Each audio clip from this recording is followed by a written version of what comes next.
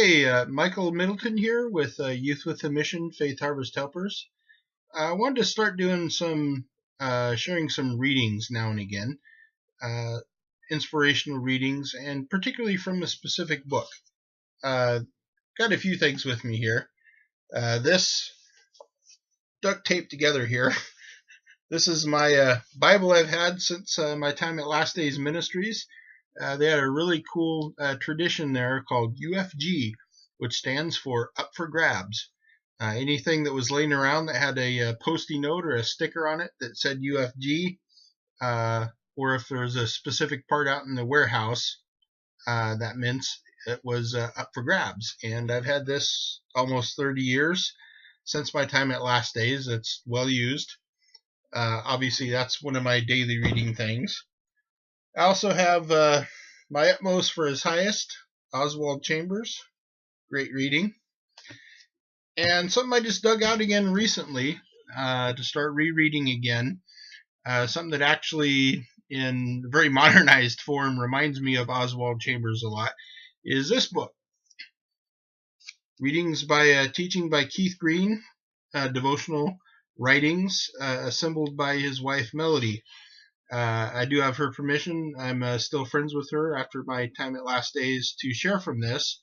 So I wanted to start sharing readings from this book. It reminds me a lot of My Utmost for His Highest in kind of a 60s Jesus movement style. So I wanted to start sharing readings from this occasionally because it's quite deep. So the first reading, number 1 right here, I want to read this first for today's portion. It's called, Can He Call You Friend? Think about this as I read it. There's only one thing God could not have before He created us: friends. There was nobody to be His friend, nobody to truly know Him and in turn be known. That's kind of a YWAM's motto, to know God and to make Him known. So God created us to share His heart, His thoughts, and His joy. Read in the Hebrew letter how God longed for friendship, the book of Hebrews, fellowship and relationship with us, how He hoped to know His people and for them to know Him. And from Hebrews 8:10 through 11, This is the covenant I will make with the house of Israel after that time, declares the Lord. I will put my laws in their minds and write them on their hearts. I will be their God, and they will be my people. No longer will a man teach his neighbor or a man his brother, saying, Know the Lord, because they will all know me, from the least of them to the greatest. Can you hear God cheering? At last, people will really know me. Old people, young people, rich people, poor people. Everyone will know me personally instead of relying on others to tell them about me. Jesus announced that the new covenant, this new way of knowing God, had come at last. He said, I no longer call you servants, because a servant does not know his master's business. Instead, I have called you friends. For everything that I learned from my Father I have made known to you. John 15, verse 15. Are you a friend of Jesus? How do you treat His desire for intimacy with you? Are you someone who fulfills the longing of His heart? Or will He have this charge against you? You are going through all the spiritual motions like an expert, but you've lost your first love. You've let your love run dry. It's not too late to be the friend that God desires. Ask Him now. Cry out to Him. God, set my heart on fire with real love for you.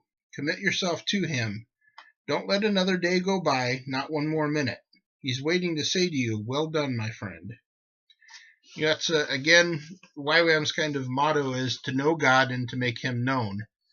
And I just, not to be biased, but I can't think of a better mission statement for any Christian's life. That is, people ask, what's life all about? What's the meaning of life? And that's pretty much it. That's why there's galaxies and stars and solar systems and planets and comets and everything out there. Everything was created for the purpose of God revealing Himself to another.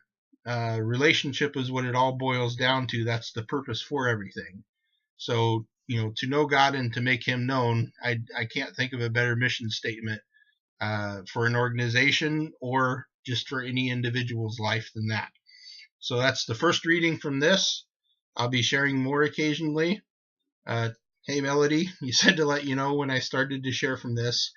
So, by the way, you can go on this site.